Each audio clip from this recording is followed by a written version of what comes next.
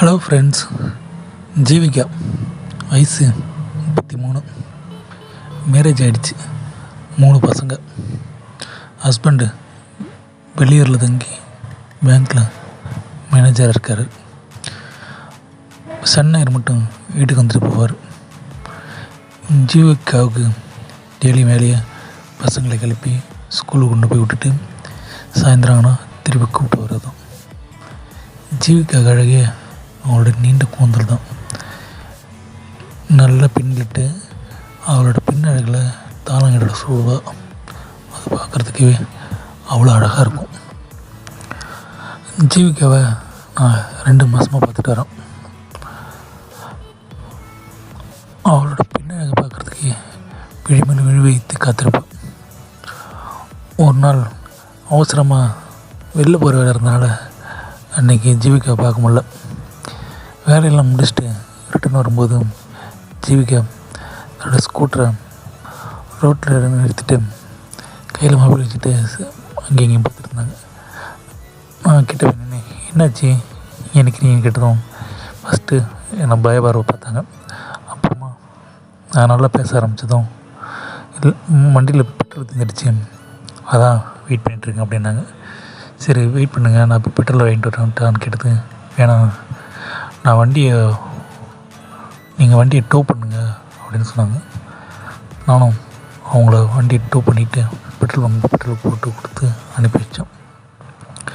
அடுத்த நாள் அவங்க பசங்களை கூட்டும்போது பொருளில் நின்றுட்டு இருந்தப்போ என்னை பார்த்து மெலிசாக சிரித்தாங்க.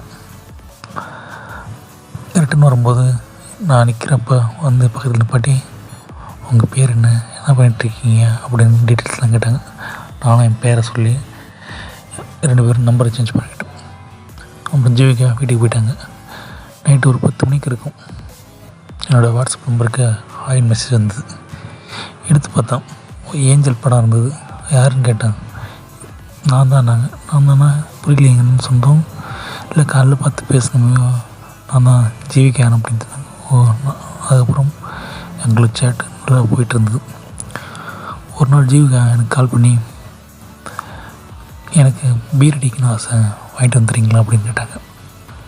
நானும் வாங்கிட்டு போனோம். வாங்கிட்டு போய் அவங்க வீட்டுக்கு கதவு காலிங் பெல் அடித்ததும் வந்து திறந்தாங்க. நான் ஒரு நிமிஷம் அசந்தே போயிட்டேன். ஏன்னா அவங்கள சுடிதார் புடவைன்னு பார்த்துட்டு அன்றைக்கி நைட்டில் பார்த்ததும் செம்மையாக இருந்தாங்க. ரொம்ப டைட்டான நைட்டி, உச்சியில் கொண்டை போட்டிருந்தாங்க. அது இன்னொரு போதையாக கொடுத்தது.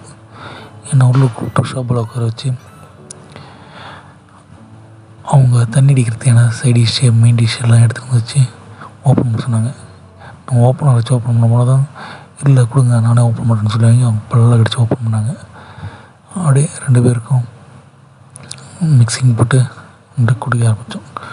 கொஞ்சம் நேரத்துலேயே நல்ல போத ஆரம்பித்ததும் நான் அவங்கள்ட்ட பேச ஆரம்பித்தோம். நீங்கள் ரொம்ப அழகு, உங்கள் அழகில் நான் ரொம்ப மெய் மறந்துருக்கேன் அப்படின்னு. அப்படியே சிரித்தாங்க. அழகை ரசிக்க மட்டும் முடியாது, ரசிக்கவும் செய்யணும்னு சொல்லி என் பக்கத்தில் உட்காந்து அப்படியே மேலே அப்படியே கையை வைக்க ஆரம்பித்தாங்க. கையை வைக்க ஆரம்பிச்சது எனக்கு ஜிவ்வுன்னு இருந்தது. அப்படியே கொஞ்சம் கொஞ்சமாக 2 பேரும் அப்படியே சந்தோஷமாக இருக்க ஆரம்பித்ததும் அவங்களோட ஃபீலிங்ஸ்லாம் என்கிட்ட ஷேர் பண்ண ஆரம்பித்தாங்க ரொம்ப. Okay friends, thank you.